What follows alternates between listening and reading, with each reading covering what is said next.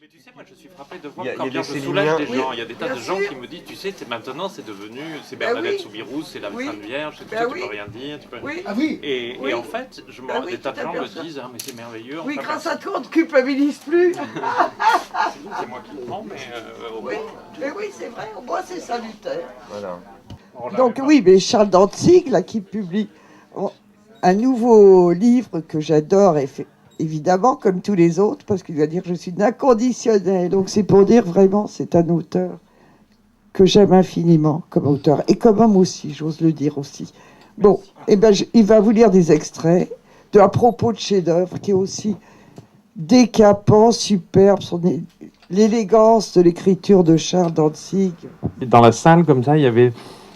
j'ai cru entendre une tablée de 3 personnes, j'ai cru entendre les mots « la reine morte ». Évidemment, tu aurais vu la tête des types, ils n'avaient pas du tout une tête à savoir ce qu'était la reine morte, mais dans mon imagination, tout d'un coup, la littérature, qui est une chose à côté de la vie, devient la vie. Et ça, c'est le prototype des chefs-d'œuvre qui sont ces grands livres qui nous font monter. C'est le pompon du manège enchanté. La littérature, c'est le manège enchanté. Puis on suit ce pompon et on le suit pour une raison particulière. Je crois d'abord, c'est qu'il nous protège. Et je voudrais vous lire un extrait de mon livre dans ces rayons. Les enfants terribles ressemblent à des cartes battues. Jetées par l'auteur d'un geste sec, elles projettent des ombres triangulaires de films expressionnistes. Dans le grand appartement où ils vivent seuls et sans autre ordre que celui de leurs rêves, un frère et une sœur ont inventé ce qu'ils appellent le jeu, une mise en scène plus réelle pour eux que la vie. C'est leur réalité. Elisabeth est dure, exclusive, hiératique. La hiératisation de ses personnages est d'ailleurs un chef-d'œuvre général de Cocteau. Lui-même avait l'air de marcher comme un prêtre égyptien d'hiéroglyphes. Ayant épousé un riche américain, elle devient vite veuve, comme si la fatalité repoussait toujours ces deux adolescents l'un vers l'autre et vers le drame. Il s'installe dans l'hôtel particulier de l'Américain avec un camarade de collège de Paul et une amie. Quand Elisabeth apprend l'amour de son frère pour cette jeune fille, elle machine un complot. Paul prend du poison, Elisabeth se tue d'une balle de revolver. Les mots les plus fréquents sont songe, neige, ombre. Il donne au livre cet aspect de film de Murnau, en moins lent. C'est un roman coupant. La jeunesse a fait un succès à ce livre quand il a paru. On a oublié combien, après la Première Guerre mondiale, la vieillesse régnait sur l'Europe. Les pères avaient été tués, il ne restait que les grands-pères, et les fantômes des morts, et les anciens combattants. Avec le roman de Cocteau, la jeunesse réexistait. Que dis-je? Elle aussi avait droit au drame. Je fais la liaison comme Cocteau, je viens de te dire la haine. Elle aussi avait droit au drame. Les enfants terribles est un des rares romans sans démagogie sur l'enfance, ce qu'elle peut avoir de persécuté et d'impitoyable, de sincère et d'artificiel. Elisabeth et Paul étaient faits pour l'enfance, écrit Cocteau. C'est leur fatalité. Ils doivent en sortir et ne le veulent pas. La plupart des hommes l'acceptent très bien, en devenant vulgaires. Elisabeth et Paul n'ont pas de ruse, ils n'ont que de la fougue. Et s'ils se protègent par le jeu, ils ne savent pas jouer avec les obstacles. Incapables d'esquiver, ils foncent droit sur eux. Voilà le risque de la jeunesse et ce qu'elle a été reconnaissante à Cocteau d'avoir montré dans ce livre. Ah, qu'il nous manque des princes de la jeunesse, comme on disait alors, des princes littéraires disant à notre jeunesse, désespérée comme toutes, qu'il y a des adultes qui ne sont pas là pour lui opposer des murs, des freins et des baffes, mais qui l'aiment et qui n'ont pas peur d'elle. Qu'elle cherche donc les chefs-d'œuvre entre ses chaussettes mal rangées et ses manuels mal écrits. Ils seront la prolongation adulte de leur livre d'images, l'éternelle chambre dont ils pourront rester les maîtres joueurs, l'armure qui leur permettra de traverser la vie infiniment mieux que prévu. Eh bien voilà, les chefs-d'œuvre, ça nous protège. Et très enfant déjà, ça nous aide à traverser la vie. D'ailleurs, depuis que j'ai écrit ce livre, je me suis rendu compte que j'avais oublié d'écrire quelque chose, c'est toujours comme ça. C'est que on a probablement tous une espèce de chef-d'œuvre matrice, un peu inconsciente qu'on a lu enfant. Et je pense que ça serait intéressant d'en faire l'étude pour tous les écrivains. Pour moi, c'est un livre qui s'appelle... Je l'appelle toujours Un amour de petite souris parce que je confonds avec Un amour de Swann. Mais c'est un album du Père Castor. qui s'appelle, mettons, Un amour de quelque chose de Petite Souris. Il y a Petite Souris dans le titre, je ne sais plus. Eh bien, ce livre, qui est un livre pour enfants avec de grands formats, avec de grandes images et 3 lignes par page en bas, je le lisais quand j'avais, je sais pas, 4 ou 5 ans, quelque chose comme ça. Eh bien, je me suis rendu compte que ce chef-d'œuvre est la matrice de tout ce que m'en suis rendu compte après, évidemment, de tout ce que j'aimais, que je serais et que je deviendrais, pour plusieurs raisons. La première est que c'est l'histoire d'un souriceau de basse condition qui veut épouser une souris qui vient d'une famille princière. La famille s'y oppose.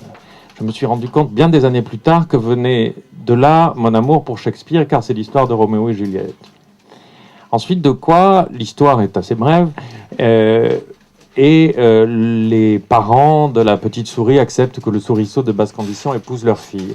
Et on voit les épousailles se préparer, et il y a une grande image dont je me souviens très bien, qui est le souriceau en frac avec un chapeau de forme. J'étais bouleversé, et j'ai compris, bien des années plus tard, que venait de là mon histoire d'amour avec le personnage que je préfère peut-être de toute la littérature. Enfin, il y en a plusieurs, mais celui-là, et j'en suis peut-être plus amoureux que les autres, c'est Robert de Saint-Loup dans La recherche du temps perdu, car Robert de Saint-Loup, nous savons tous que, outre ses qualités de courage militaire, puisqu'il est mort au front, il avait aussi une qualité qui est la tragédie des beaux vêtements. Il est toujours bien habillé, comme ça, il est imité par toute la ville, et il a une manière très à lui de poser son chapeau quand il arrive dans les salons. Il le pose à l'envers, c'est le premier à faire ça, il pose le chapeau à l'envers par terre et tout le monde l'imite.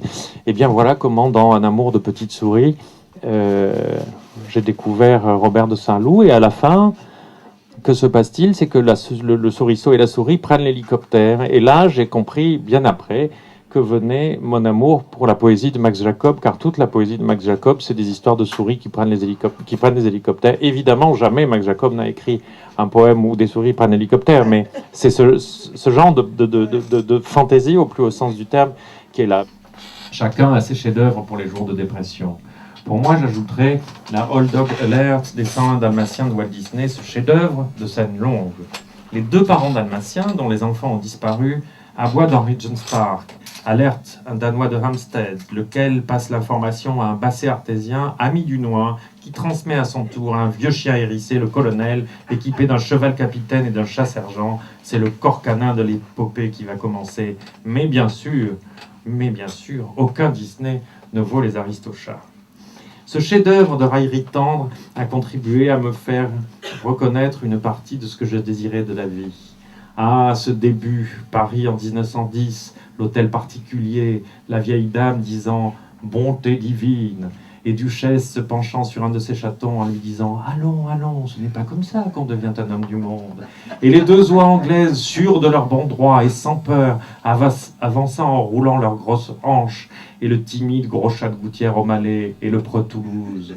Peut-être qu'une partie des erreurs que j'ai faites dans ma vie vient de ce que j'ai cru à la gentillesse du monde des mâles à cause de ce film, qu'une partie du pas trop mal vient du chevaleresque qui s'y exprime, et qu'une partie de ce que je rêve vient de Duchesse, ô chef-d'œuvre qui donnait des contours à nos imprécisions. Ça m'étonnerait pas que, par exemple, pour Stendhal, ça soit, il l'évoque dans son journal, comme ça, il lisait Les 4 fils Aymon. Eh bien, moi qui pense qu'en réalité, Stendhal est un auteur de romans médiévaux, car les romans de Stendhal, c'est toujours des histoires de quelqu'un dans une tour et des gens en bas qui viennent plus ou moins l'embêter ou le libérer. C'est exactement Anne Masseran, ça vient très probablement des 4 fils Aymon. Les héros des livres, ce ne sont pas les personnages, mais les auteurs. Proust, cette petite chose qui pouffait derrière sa main gantée de chevreau, c'est Hercule. Il a créé, et quel livre! Et dans ce livre, derrière Robert, Oriane, Palamède, Françoise, tous les autres, celui que je vois, c'est lui. Tigre, je vous aime, Titan, je vous adore. Eh bien voilà, on est amoureux de ces gens-là, et on les suit tout enfant déjà. Ça fait, les mères sont très inconséquentes car elles nous apprennent à ne pas suivre les vieux messieurs qui nous proposent des bonbons, mais elles oublient de nous dire qu'il faut faire attention aux vieux messieurs dans les livres qui nous proposent des bonbons aussi. Et d'ailleurs, c'est très très bien car ces illustres héroïques merveilleux vieux messieurs nous séparent des mers, qui est la meilleure chose, pardon Colette, qui puisse nous arriver, car enfin l'âge adulte et esthétique nous arrive. Universel, dit-on. L'universalité me semble une notion inventée par la majorité qui veut se faire passer pour la totalité, je vais le redire. L'universalité me semble une notion inventée par la majorité qui veut se faire passer pour la totalité. Elle impose ses goûts au moyen de ce mot terroriste, si usité par les républicains français antidémocrates qui s'entendent à effrayer les naïfs avec cette notion de maître chanteur. Qu'on me ressemble ou la France mourra. Comme si l'Angleterre, où l'on fait tout le contraire, était morte. Si on ne se prosterne pas au passage du mot universalité, la majorité en prononce un autre. Il rampe, boueux, merdeux, calomnieux, communautarisme. Chaque chef-d'œuvre, les simples listes que j'ai données le montrent, est unique. Il y a unicité du chef-d'œuvre, le chef-d'œuvre est communautariste. Je donne avant ce passage une série de chefs-d'œuvre qui montrent qu'à l'évidence, aucun ne ressemble à un autre, et que d'ailleurs, peut-être chef-d'œuvre, je recommandais hier un journaliste, vous savez, parfois les journalistes vous disent quel chef-d'œuvre lire en 2013, comme si en 2013 c'était différent de 2012 ou de 2010. Et alors je lui ai répondu, je ne crois pas que tu l'aies dans tes rayons, Colette, mais je lui ai répondu le De Reddito Suo de Rutilius Namatianus sur son retour, qui est un livre latin de la fin de l'Empire romain, qui est un très beau livre, un magnifique livre, et qui montre que d'ailleurs, voilà, le chef-d'œuvre est une chose unique, qui traverse les temps et qui n'a rien d'universel. Mais dans mon livre, enfin, je ne suis pas toujours aussi chateaubriandesque comme ça, mort, François VII, que j'ai vu au traité de Vienne, mort, l'empereur, mort, comme ça. C'est toujours bien, ça marche, la mort et le gens funèbre, ça marche parce que ça fait un peu défilé de Dior avec la traîne, tu sais. Mort, et tout d'un coup, on a l'air archi sérieux, évidemment, si on faisait un chapitre qui s'appelait mais comme ça, avec des histoires de bébés vagissants, ça serait beaucoup moins fastueux. Mais tout d'un coup, quand on lit un chef-d'œuvre, eh bien voilà, on est transporté sur les hauteurs, on est mieux que nous-mêmes, on devient un élément de ce chef-d'œuvre nous-mêmes. S'ils ont cette forme si singulière, cette chose qui cesse d'être de l'écriture pour être de la danse, c'est qu'ils sont de la danse parce qu'ils s'opposent à la marche au pas que voudraient nous imposer les pouvoirs. S'ils sont, je crois, quelque chose de très important qui n'est pas, je ne crois pas du tout au chef-d'œuvre en tant que sujet qui nous apprendrait quelque chose qui serait moraux, historique, etc. Je crois que le chef-d'œuvre est une pure question de forme et que nous nous souvenons de ces livres parce qu'ils ont des formes très très particulières, parce qu'après tout, ce qu'ils racontent, toutes les histoires sont toujours les mêmes. Toutes les histoires sont un amour de petite souris avec un souriceau de basse condition qui prend l'hélicoptère à la fin. Personne n'invente jamais des histoires. Ce qu'on invente, c'est des façons de raconter des histoires et ce sont des formes. Eh bien, si les chefs-d'œuvre sont des chefs-d'œuvre, c'est parce qu'ils sont une recherche de forme, ils sont des objets formels et qu'ils nous aident aussi dans ce sens où qu'ils s'opposent à l'informe que veut le pouvoir. On nous raconte une histoire, c'est que les chefs-d'œuvre, c'est quelque chose d'universel, un chef-d'œuvre est un universel, ça parle à tout le monde. Je pense que c'est un grand mensonge, et je crois que le chef-d'œuvre, comme toutes les belles choses, est communautariste. Et je suis pour le communautarisme, car l'universel est une illusion, ou bien c'est une illusion du narcissisme qui nous fait dire que ce que nous aimons est aimé par tout le monde, ou bien c'est une illusion d'obéissance des gens qui nous disent, et qui disent aux minorités en particulier, et tout lecteur est minoritaire, car nous savons très bien que les lecteurs ne sont pas les personnes les plus nombreuses dans une société. Eh bien l'universalisme, c'est pour dire mais aux lecteurs, pour dire aux juifs, pour dire aux gays, pour dire aux obèses, l'universalisme est ça, tu dois t'identifier à ça, et tu dois te modeler sur ça, et tu n'as pas droit à autre chose. Eh bien, moi, je conteste ça. Il y a un chapitre qui s'appelle « De la ténacité ». La littérature change le monde. Elle le fait plus sûrement que le militantisme. Elle le précède d'ailleurs. On croit que le mouvement de libération des gays a commencé grâce aux émeutes de Stonewall en 1969, quand les gays de New York, qui en avaient assez de se faire arrêter et matraquer, se sont révoltés dans le bar du Stonewall Inn, où venait de commencer une Xième descente de police, la transformant en une bataille de rue comique et héroïque de 3 jours, où les travestis lançaient leurs talons aiguilles et les émeutiers zigzaguaient dans les rues de Greenwich Village jusqu'à faire reculer la police, à l'accablement des conservateurs, à la risée des autres et au soulagement du genre humain. Le combat avait réellement commencé en 1948 quand un jeune Américain de retour d'une guerre courageuse qui s'appelait Gore Vidal, il est mort depuis, mais enfin c'est pas ça qui me fait rire, mais parce que Gore Vidal est mort et ses amis sont contents car il avait la dent dure, c'était terrible. Et je l'ai rencontré, par exemple, il m'a dit une chose enchanteresse, je lui parlais un peu par taquinerie car je savais qu'il le détestait de Truman Capote. C'était les plus grands ennemis de la Terre. Et il m'a dit, je ne peux pas le... Il trouvait que son style était très ouvragé. Il m'a dit, je ne peux pas le lire car j'ai du diabète. Le combat avait réellement commencé en 1948, quand un jeune Américain de retour d'une guerre courageuse qui s'appelait Gore Vidal a publié Un garçon près de la rivière.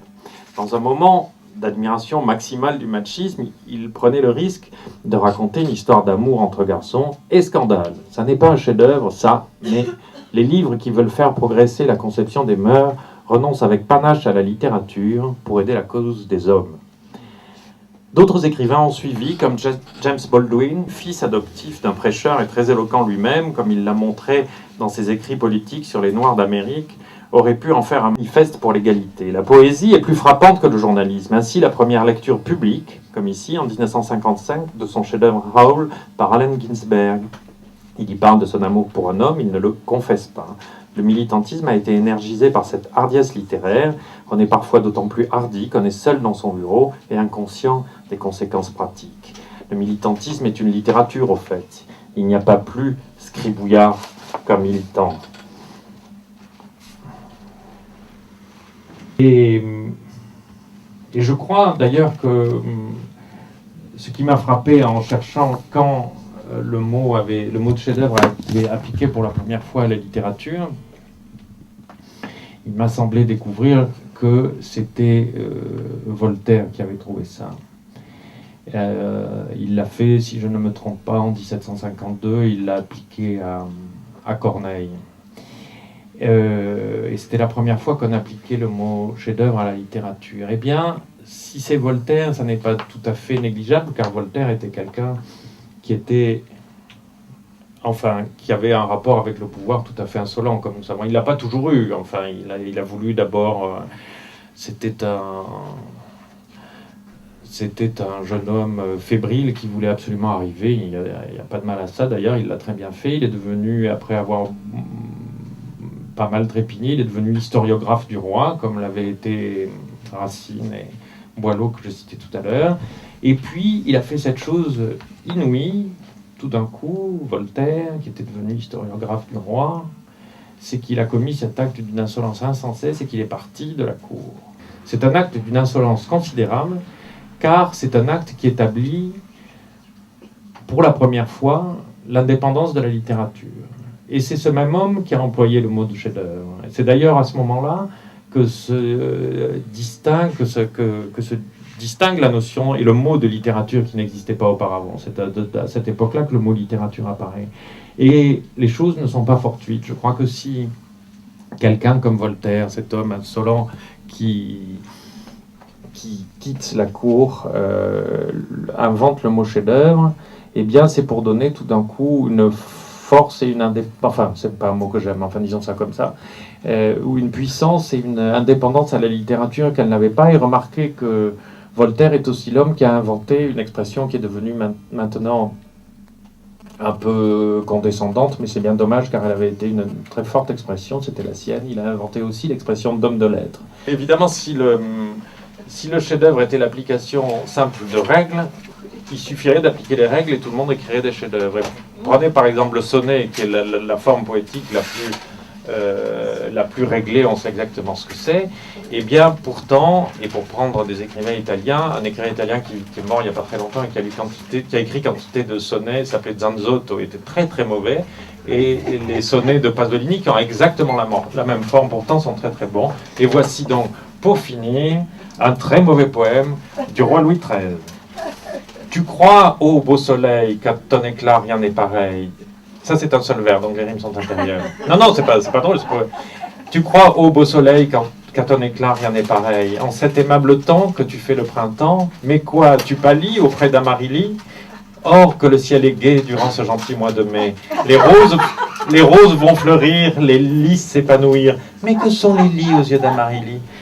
de ces nouvelles pleurs. On dirait les publicités quand j'étais petit avec Davida qui faisait brise, tu sais. Mais de ces nouvelles pleurs, l'aube va ranimer les fleurs. Mais que fait leur beauté à mon cœur attristé quand des pleurs je lis aux yeux d'Amarélie. C'était Roi de France. Ah. Alors, c'est Romain. Romain. Ah. Romain.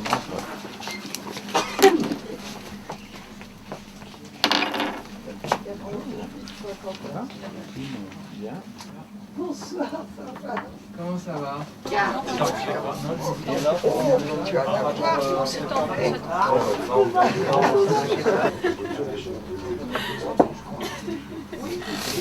Merci beaucoup. Merci, oui. Bonjour.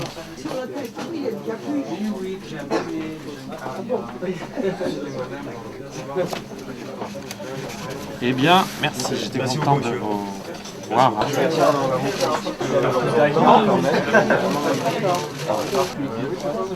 Bon, ben alors.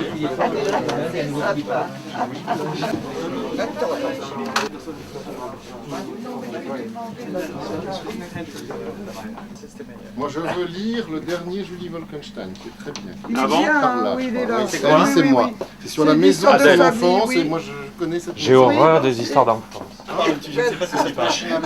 vu Adrien? C'est ce que je faisais de Adrien, il est bon, il réussit à sourire à la photo.